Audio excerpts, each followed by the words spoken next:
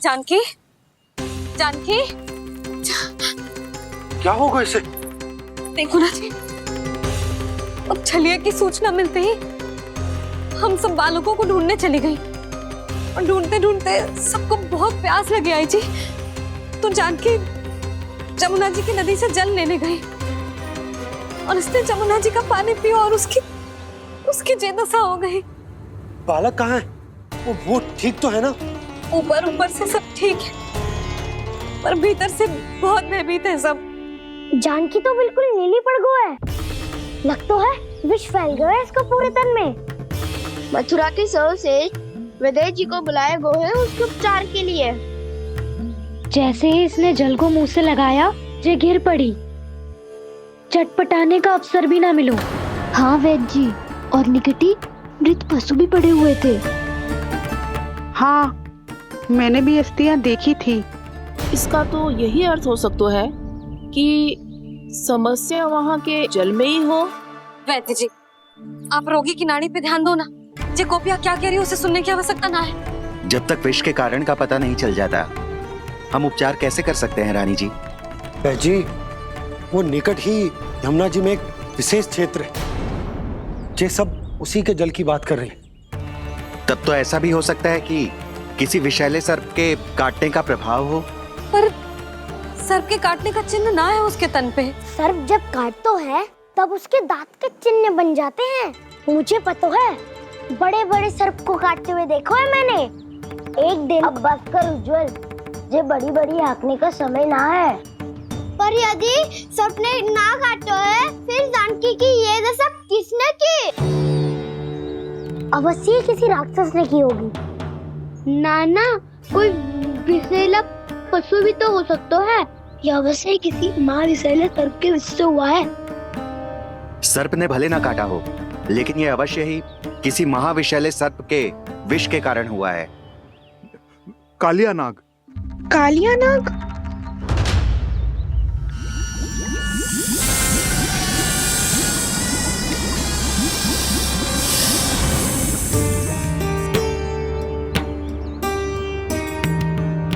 संकेतों से तो ऐसा लगता है कि जानकी ने कालिया नाग के क्षेत्र के विशाल जल पी लियो है। कालिया नाग एक लोक श्रुति है, कल्पना में गढ़ी हुई एक कथा, और कछु ना है। हमें जाके पता लगाना पड़ेगा। पर हमें वहां जाने से मना किया है ना बड़ों ने। उज्जवल सही कह रहे हो है। इस समय जानकी के स्वास्थ्य से अधिक महत्वपूर्ण और कछु ना है। जानकी हमारे लिए ही जलाने गई थी जी, ना मैं उसे जाने देती ना जैसा वो। तो वैद्य जी, आप शीघ्र कछु करो, कैसे भी कछु भी करो, पर इसके प्राण बचा लो। यशोदा, धैर्य रखो, श्री नारायण पर विश्वास रखो, वो सब ठीक करते हैं।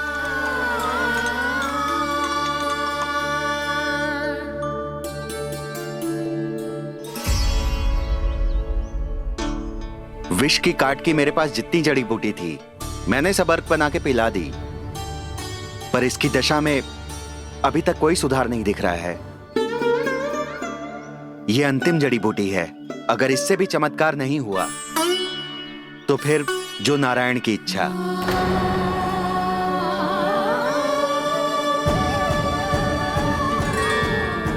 पर कोई तो उपाय होगा जानकी को बचाने का। कान्हा, यदि तुझे किसी औषधि के बारे में पता है, हमें बता दे, हम जाके ले आएंगे।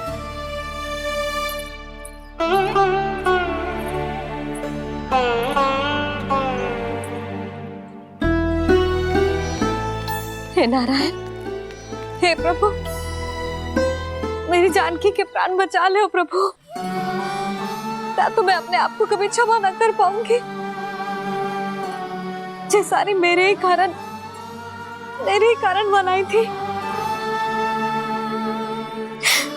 उसकी रक्षा करो प्रभु, मेरी पुकार सुनो। कान्हा, तूने हमें वत्सासुर से बचाया था ना? और बकासुर से भी तो। और छलिया से भी तो तूने ही बचाया था ना हमें? क्या ऐसा कोई उपाय ना है जानकी को बचाने का? धन्वंतरी,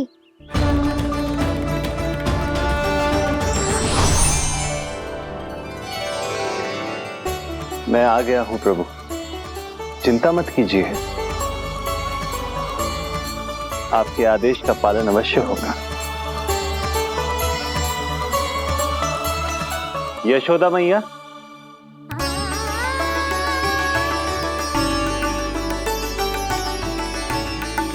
मैया आपको कोई पुकार रहा है।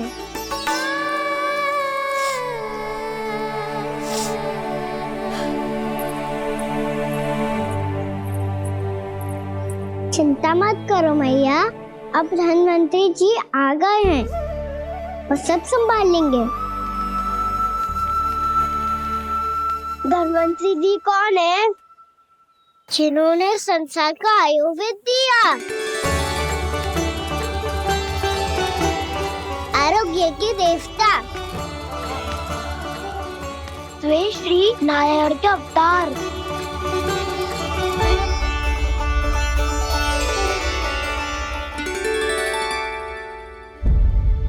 मुझे पता चला है कि आपको वेद की आवश्यकता है।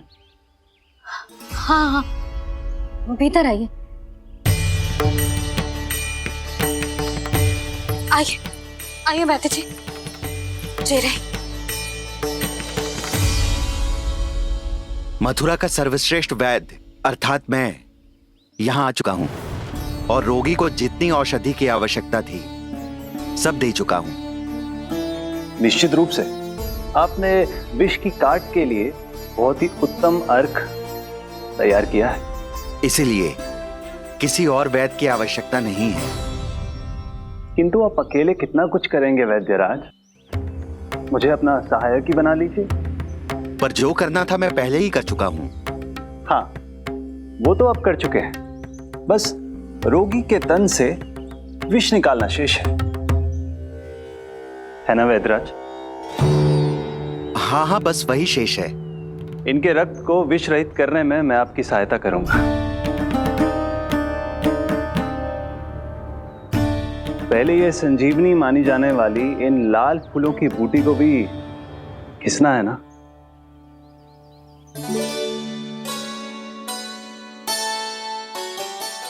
हाँ हाँ, तुम सही कह रहे हो, इसे अच्छे से घिसो।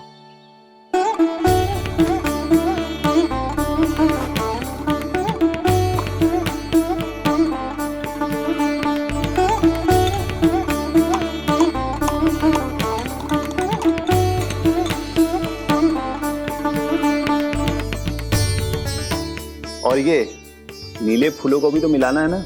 हाँ हाँ, अच्छे सहायक बन सकते हो तुम, ऐसे ही श्रम करते रहो।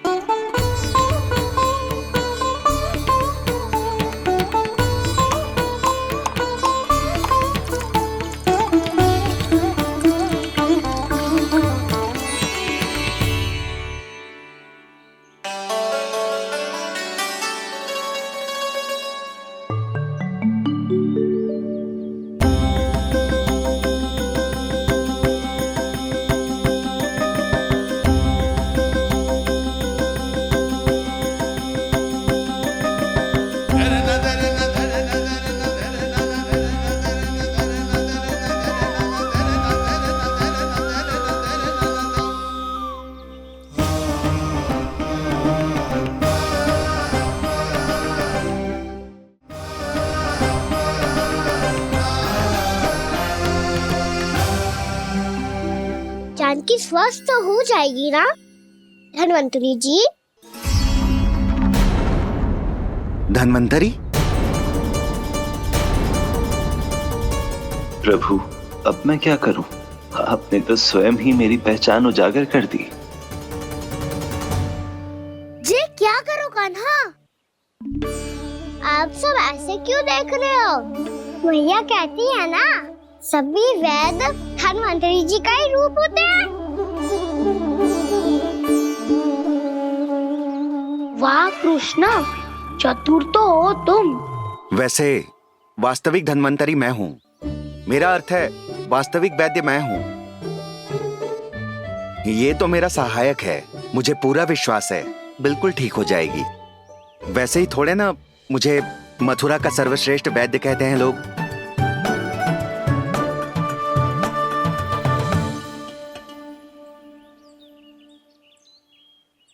जसोदा भाभी, जसोदा जी, जानकी को चेतना आ गई। जानकी, जानकी, जानकी, तू ठीक है ना? क्षमा करना भाभी, मैं आपके लिए जल ना ला पाई। बस बहुत भूख लगी है।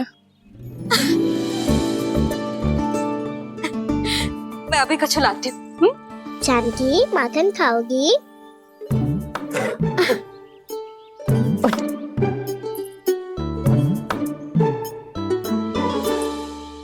आजा, तू ही खिला दे लल्ला।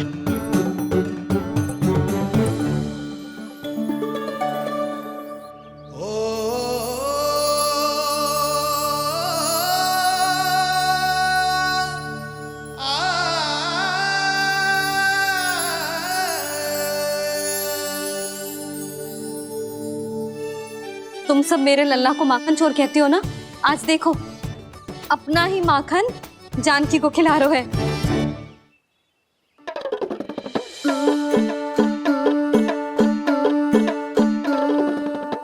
थोड़ा और विश्राम कर लो।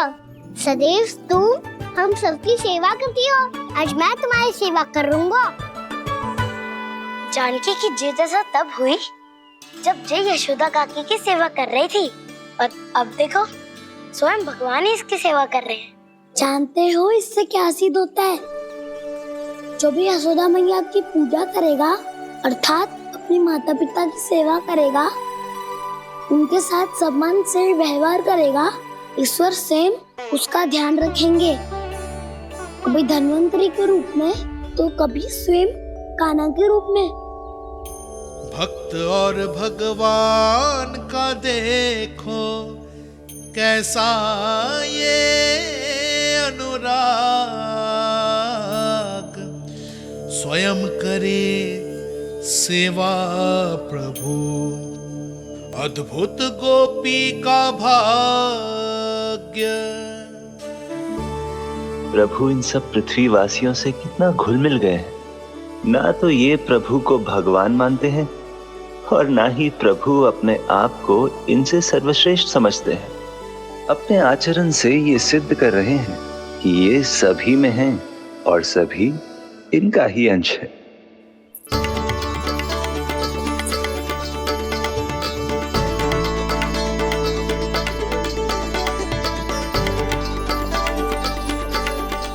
प्रभु,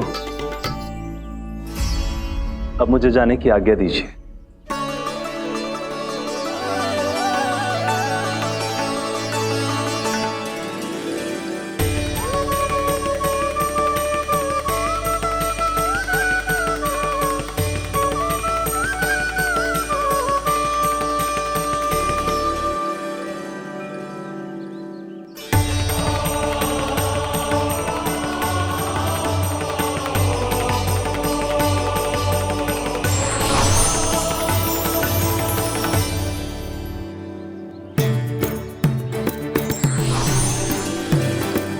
कान्हा ने तो सच्ची में धन्वंतरी जी को बुला लिया था।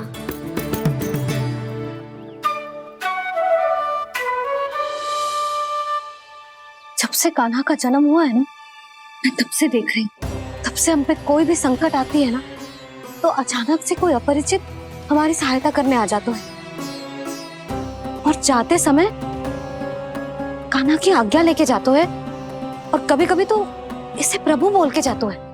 बाबा संभालो। यशोदा, इस जानकी को चढ़ो है और विचित्र विचार तुम्हारे मन में है। अरे सब जानते हैं कि हमारा परिवार राजसी, तुम्हें पता ना चलता होगा, पर हमारे कान्हा को सब राजकुमार ही समझते हैं देखकर। इसीलिए उसे सम्मान देने के लिए सब ऐसा ही करते हैं, और कोई बात ना है।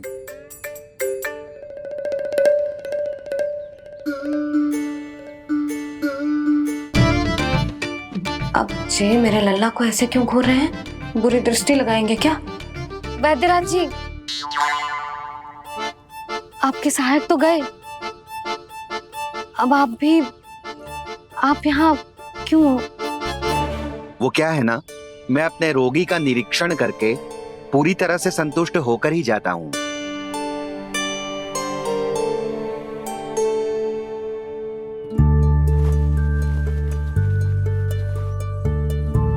हाँ, संकेत तो अच्छे हैं, कल सुबह तक बिल्कुल ठीक हो जाएगी। धन्यवाद वैद्य जी।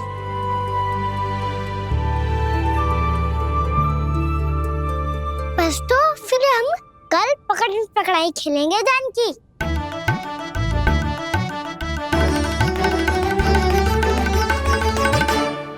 भानु, बंसी, जाकर उस क्षेत्र के चारों ओर बाड़ बनवा दो और वहां सूचना पट्ट भी लगा देना, ताकि जानकी के साथ जो हुआ है वो किसी और के साथ ना हो। शीघ्र जाओ। जी ठीक है।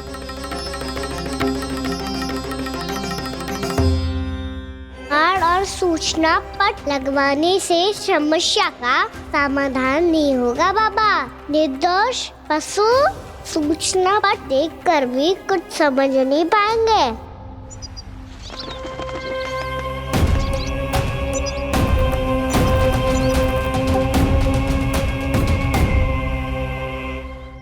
तो तुम्हारे कहने का अर्थ यह है कि व्योमासुर मारा जा चुका है और वो बालक अब भी जीवित है। हाँ महाराज, मैंने गोप बालकों को कहते सुना था कि कृष्ण ने छलिया को मोक्ष दे दिया है, पर वृंदावन सुरक्षित नहीं है महाराज। वो एक बहुत बड़ी समस्या से जूझ रहे हैं। कैसी समस्या? गांव के निकट क्षेत्र में किसी विषैले सर्प का निवास है। उसके विष का प्रभाव इतना भयानक है महाराज, जैसे विष ना हो, स्वयं हलाहल हो। मेरी कोई भी औषधि रोगी का उपचार नहीं कर पा रही थी। निकट के क्षेत्र में कहाँ है वो सर्प? गोप मानते हैं कि वो सर्प गांव के निकट यमुना नदी के जल में रहता है। मुझे तो लगता है महाराज, ये कालिया नाग की कथा कोई किंवदंती या लोक श्रुति नहीं, एक सच्चाई है, एक विषैली सच्चाई।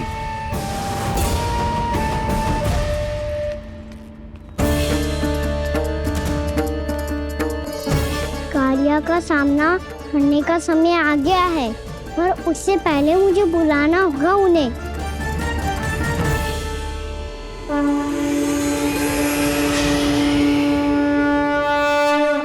संसार के दारुण भय का नाश करने वाले, सभी कष्टों का हरण करने वाले, विश्व का समस्त ऐश्वर्य प्रदान करने वाले, कमल जैसे लोचन, मुख और चरणों वाले आजानुभुज श्री राम को मैं बार बार नमस्कार करता हूँ।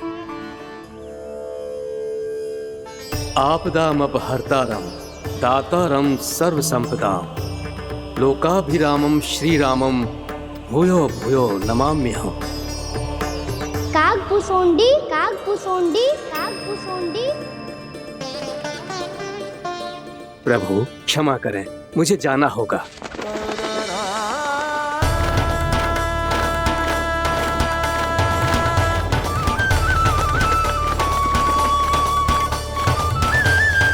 प्रणाम प्रभु। अनेक बार मैं आपके दर्शनों के लिए आया प्रभु। कभी नंद भवन के झरोखों से आपके दर्शन करके चला जाता था, तो कभी दूर किसी वृक्ष की आड़ से आपको निहार लिया करता था। आज आपने स्वयं मुझे बुलाकर धन्य कर दिया प्रभु।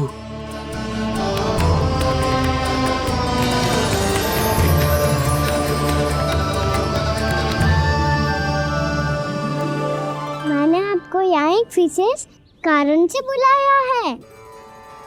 आपके श्राप से इस कालिया नाग को मुक्त करने का समय आ गया है। ये तो बहुत ही उत्तम समाचार है प्रभु। इतने वर्ष बीत गए, मुझे आज भी स्मरण है वो दिन जब मैंने उन्हें श्राप दिया था। अपने क्रोध पर नियंत्रण खोकर बहुत बड़ी भूल कर दी थी मैंने प्रभु। बीती हुई घटनाओं पर दुखी होके कोई लाभ नहीं है। हमें भविष्य की ओर देखना होगा।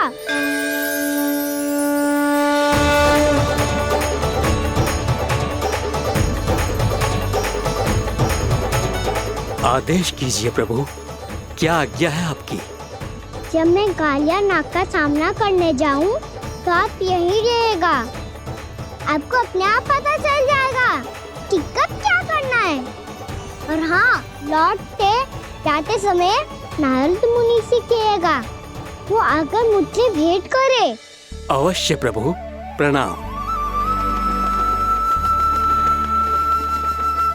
क्या इसने सच्ची में देवर्षि नारद को बुलाया है?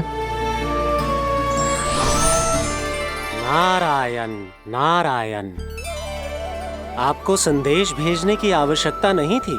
आप स्मरण करते और मैं चला आता। तुम्हारा कल्याण हो नारद।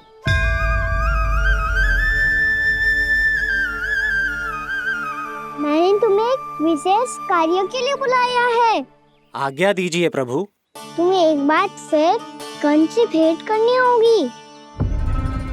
विचार कीजिए महाराज, क्या आप बिना किसी शंका के कह सकते हैं कि कौन सी पंखुड़ी पहली है और कौन सी 8वीं? उस दुष्ट से भेंट करना स्वयं कीचड़ में उतरने के समान है प्रभु। कमल पुष्प प्राप्त करना हो तो कीचड़ में उतरना पड़ता है नारद। आपका आदेश तो मैं स्वप्न में भी नहीं टाल सकता प्रभु। कंस कालिया नाग के बारे में जान गया है, पर वो उसका सामना करने का साहस नहीं कर पाएगा। मैं आतुर हूँ प्राप्ति, मूर्ख नहीं। मेरी बुद्धि फिर नहीं गई है। मैं स्वयं उस कालिया जैसे महाविषैले सर्प के सामने खड़ा हो जाऊं और अपने ही काल को आमंत्रित कर लूं। तो फिर अपने लाभ के लिए उसका प्रयोग करने का कोई और उपाय सोचिए स्वामी। कुछ ऐसा कीजिए कि यमुना नदी का पूरा जल विषैला हो जाए और वृंदावन वासी उसका उपयोग करे, और आपका काल कहलाने वाला वो बालक स्वयं काल के गाल में चला जाए। उत्तम उत्तम सुझाव है प्राप्ति। अब मुझे उस कालिया तक पहुंचने का मार्ग ढूंढना होगा। उसको विवश करने का कोई उपाय ढूंढना होगा, क्योंकि व्यक्तिगत रूप से उससे भेंट करना असंभव है। असंभव। आप सही कह रहे हैं प्रभु। कंस में उतना सामर्थ्य नहीं कि वो कालिया नाग का सामना स्वयं कर सके। वैसे तो कालिया गरुड़ देव का भी सम्मान नहीं करता, तो फिर वो कंस का सम्मान क्यों करेगा भला? नहीं करेगा, पर कंस तुम्हारा सम्मान अवश्य करेगा नारद। तुम्हारी बातें भी सुनेगा और मानेगा भी। ये मेरी योजना का बहुत ही महत्वपूर्ण भाग है। तुम कंस के पास जाओ और कहो कि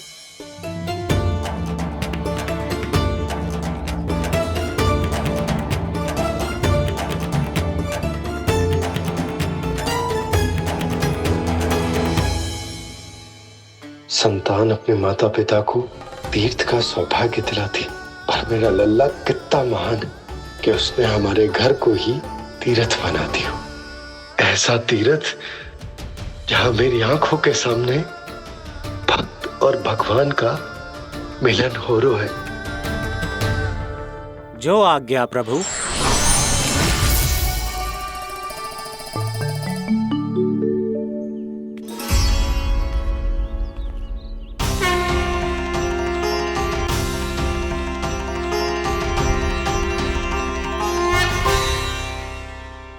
बाबा। कान्हा, ये सब क्या चल रहा है? पहले काक भुसुंडी जी और फिर जे नारद जी। क्या योजना बना रहे हो तुम? कान्हा, बताना लल्ला, क्या सोच रहे तू? कान्हा देख, अगर तुझे अपने बाबा को ना बताना हो ना, अपने भक्त को बता दे। क्या सोच रहे हो लल्ला? क्या करने वाले हो आप?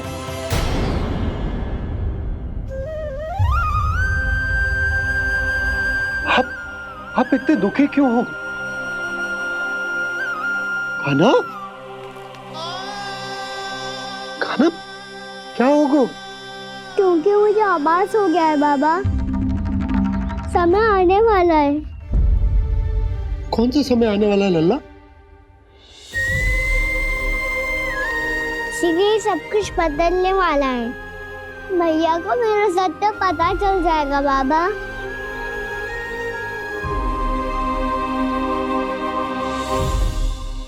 पर लल्ला, इसका काक भुसुंडी और कालिया नाग से क्या संबंध है?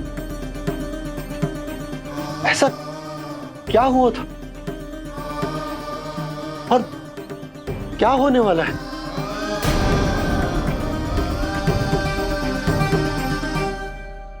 जो होने वाला है बाबा, उसका संबंध उससे है जो सैकड़ों वर्ष पहले हुआ था। महर्षि भृगु के एक वंशज थे वेदशिरा मुनि, जो विंध्याचल की पहाड़ियों में साधना कर रहे थे। तभी वहाँ अश्वशिरा नाम के एक दूसरे मुनि आमंत्रण के बिना ही आ गए। कितना सुंदर और शांतिपूर्ण आश्रम है। यहाँ प्रभु की साधना करने में बहुत आनंद आएगा।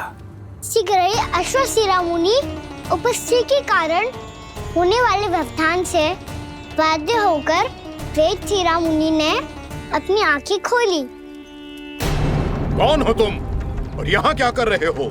आपके आश्रम में बहुत शांति है मुनिवर। साधना करने के लिए बहुत ही उत्तम स्थान है ये। मैं चाहता हूँ कि मैं भी यहाँ। आप यहाँ साधना करना चाहते हैं, लेकिन इतना भी नहीं जानते कि किसी के आश्रम में प्रवेश करने से पहले उसकी आज्ञा लेनी चाहिए। आप ये भी नहीं जानते कि यदि कोई यज्ञ कर रहा हो तो बिना अनुमति के वहाँ प्रवेश करने से उसकी यज्ञ साधना भंग हो सकती है। आप क्या साधना करेंगे मुनि?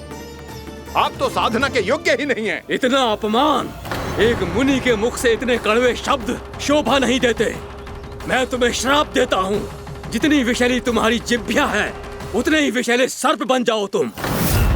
और ऐसा सर्प जो सांस भी ले तो निकट का वातावरण दूषित हो जाए। तुम्हारे इस दुस्साहस के लिए मैं तुम्हें श्राप देता हूँ कि तुम अभी इसी क्षण कौवा बन जाओ, और ऐसा कौवा जो कांव कांव करके अनर्गल प्रलाप करता रहे।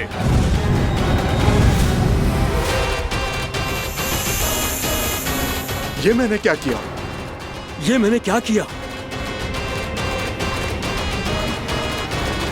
क्रोध के कारण दोनों ने एक दूसरे को श्राप दे दिया।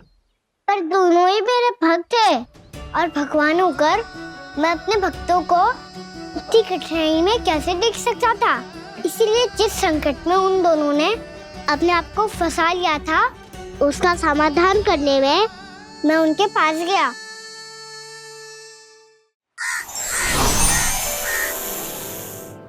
देखिए ना प्रभु, ये क्या हो गया हमसे? हमारी रक्षा कीजिए प्रभु, मार्ग दिखाइए हमें। क्रोध पर नियंत्रण ना होने के कारण आप दोनों ने एक दूसरे को बहुत ही भीषण संकट में डाल दिया है। आप दोनों ही तपस्वी, तप के बल से दिए गए आपके श्राप को लौटाना भी संभव नहीं है। प्रभु कोई तो उपाय होगा, हम आपके शरण में हैं प्रभु। अपराध तो हमसे हुआ है प्रभु, पर अब आपसे ही आशा है। कुछ ऐसा कीजिए भक्त वत्सल, जिससे हम दोनों के श्राप का प्रभाव कुछ कम हो जाए। आप दोनों ही मेरे भक्त हैं, इसलिए आपकी पीड़ा का निवारण करने का एक उपाय है मेरे पास। वेदशिरा मुनि, जब आप कालिया नाग बनेंगे तो आपको मेरे चरणों को अपने शीश पर धारण करने का सौभाग्य मिलेगा। और अश्वशिरा मुनि, आप काग योनि होने के बाद भी आप श्रेष्ठतम ज्ञान और सर्वाधिक यौगिक सिद्धियों के स्वामी होंगे और प्रवचन दिया करेंगे। इसके बाद अश्वशिरा मुनि काक भुसुंडी बन गए, जिन्होंने आगे चलकर स्वयं गरुड़ देव को रामायण सुनाई। और मुनि वेदशिरा महर्षि कश्यप और देवी कत्रियों के पुत्र कालिया नाग बनकर जल में। और अब वही कालिया नाग जमराज में, जिनके कारण जानकी के प्राण लगभग चले ही गए थे। अब कालिया नाग को उचित स्थान पर भेजने का समय आ गया है बाबा। पर ये तो अच्छी बात है कान्हा। वेद सिरा मुनि को दिया हुआ तुम्हारा वचन भी पूरा हो जाएगा, जमुना जी की शुद्धि भी हो जाएगी। इस सब के बाद भी तुम दुखी क्यों हो? क्योंकि इसके बाद मैया के सामने मेरा रहस्य खुल जाएगा बाबा। उन्हें पता चल जाएगा कि उनका बालक कोई साधारण बालक ना है। भविष्य में जो होने वाला है उसे सबके सामने घटने से रोकना मेरे लिए भी संभव ना होगा। मैया को सब पता चल जाएगा। क्या पता चल जाएगा रे मुझे?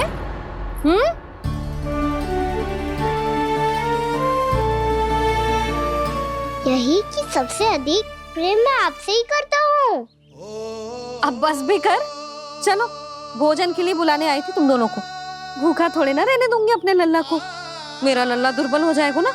आप खिलाओगे तो ही खाऊंगा। हाँ ठीक है, मैं ही खिलाऊंगी। अब चल, आओ जी, चल।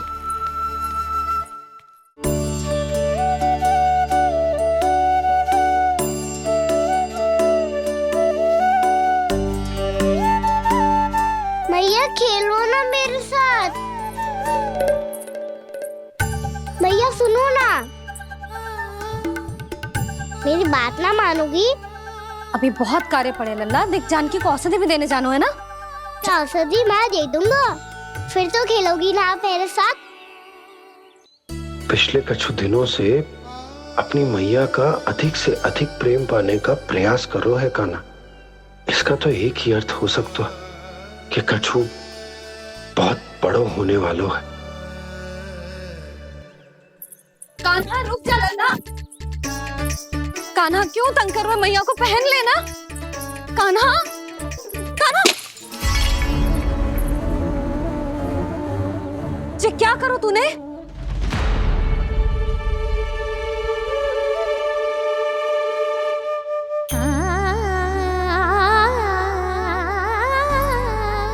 अच्छा ठीक है, अब मुंह लटकाने की आवश्यकता ना है। ये ले।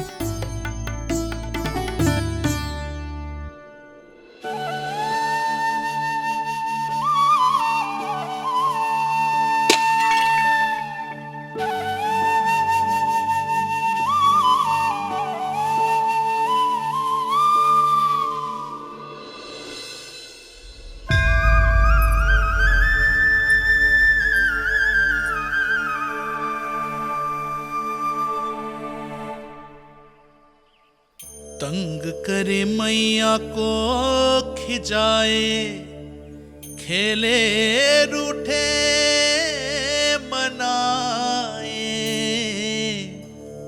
लीला अनोखी करके शरारत, कान्हा दंड भी पाए।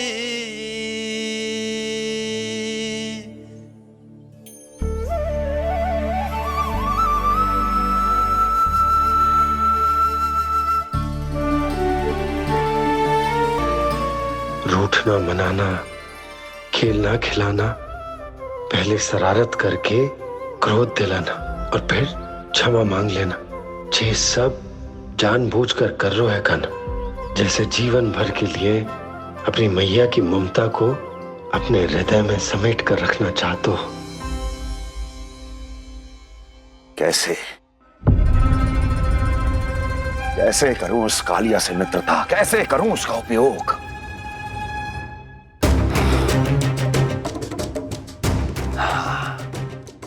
उस पर आक्रमण कर देता हूं और उसे किसी ना किसी तरह से यह विश्वास दिला देता हूं कि यह आक्रमण उस विष्णु अवतार ने किया है। फिर वो क्रोध में आकर सारे वृंदावन वासियों को अपने विष से समाप्त कर देगा।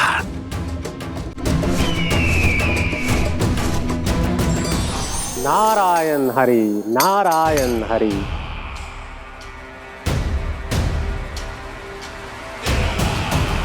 प्रणाम देवर्षि।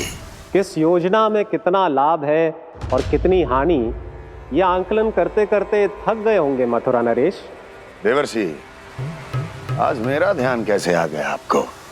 आप तो सदैव ही मेरे ध्यान में रहते हैं महाराज कंस। सत्य तो ये है कि मथुरा में जो भी हो रहा है मुझसे छिपा हुआ नहीं है। मैं जानता हूं कि आप किसी भी असुर को वृंदावन क्यों ना भेजें, और वो असुर कितना भी शक्तिशाली क्यों ना हो, कृष्ण का सामना नहीं कर पाता। या तो पराजय स्वीकार करके आपके पास लौट आता है, या तो फिर वीर गति को प्राप्त हो जाता है।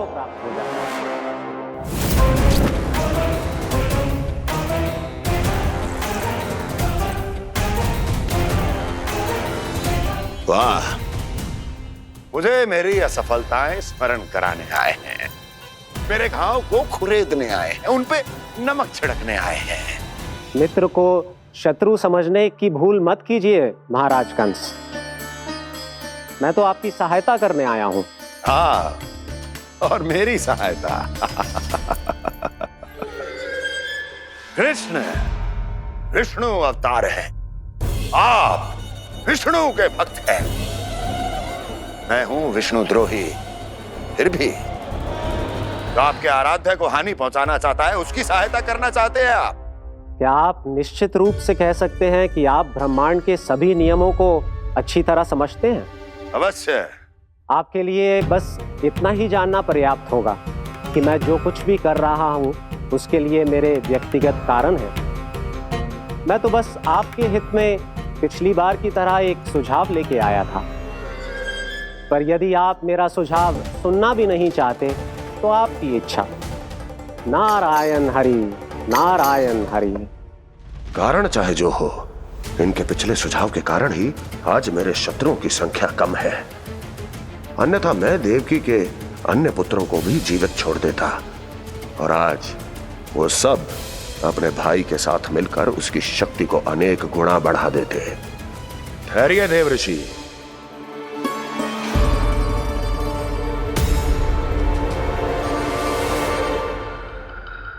बताइए क्या सुझाव है आपके पास?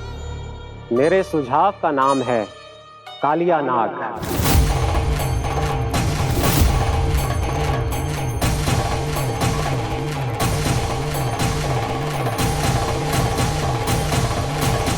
उसके विषय में मैं जानता हूं देवर्षि। तो समस्या यह है कि मैं स्वयं उससे मिलने नहीं जा सकता, उससे भेंट नहीं कर सकता। उस कृष्ण की हत्या के लिए उसको वृंदावन जाने के लिए तैयार नहीं कर सकता। तो मत जाइए उसके सामने, और ना उसे भेजिए कृष्ण के सामने। हर बार आप किसी न किसी असुर को अपने शत्रु के क्षेत्र में भेजते हैं, जहां शत्रु उसका सामना करने के लिए पूरी तरह से तैयार होता है और आपका असुर मारा जाता है। इस बार शत्रु को युद्ध स्थल चुनने का अवसर मत दीजिए महाराज। इस बार योजना का जाल ऐसे बुनिए कि कृष्ण स्वयं उसके पास जाने के लिए विवश हो जाए। कालिया नाग स्वयं काल है, मृत्यु का दूसरा नाम है। उसके विष का उपयोग अपने लाभ के लिए कीजिए महाराज। वैसे कालिया के विष की अधिकता का अनुमान तो होगा ही आपको।